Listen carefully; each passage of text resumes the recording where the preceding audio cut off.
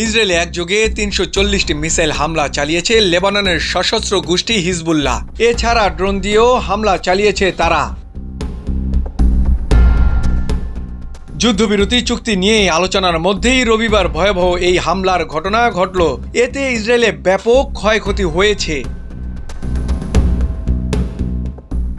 এছাড়াও দক্ষিণ ইসরায়েলের একটি নৌঘাঁটিতেও প্রথমবারের মতো হামলা চালিয়েছে হিজবুল্লাহ। এসব হামলায় আহত হয়েছে অন্তত ১১ জন। হিজবুল্লাহ বলেছে তারা প্রথমবারের মতো দক্ষিণ ইসরায়েলের আশদোদ নৌঘাঁটিতে হামলা চালিয়েছে। উন্নত ক্ষেপণাস্ত্র এবং স্ট্রাইক ড্রোন ব্যবহার করে তেল আবিবের একটি সামরিক লক্ষ্যবস্তুতেও অভিযান পরিচালনা করা হয়েছে বলে দাবি করেছেন তারা। এদিকে হিজবুল্লাহর হামলার মধ্যে ইসরায়েলি সামরিক বাহিনী তেল আবিবের শহরতলি সহ মধ্য ও উত্তরাঞ্চলে বিমান হামলার সাইরেন বাজানোর খবর দিয়েছে।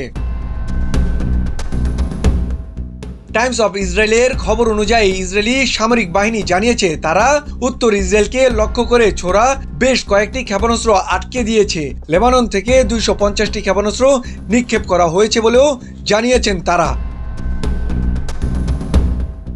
পরে ইসরায়েলি সেনাবাহিনীর রেডিও জানায় লেবানন থেকে ৩৪০টি মিসাইল নিক্ষেপ করা হয়েছে। এই হামলায় অন্তত ১১ জন আহত হয়েছে, যার মধ্যে একজন মাঝারি থেকে গুরুতর অবস্থায় রয়েছে বলে চিকিৎসা সংস্থাগুলো জানিয়েছে। মোয়াজ্জেম হোসেন, চলমান বিশ্ব।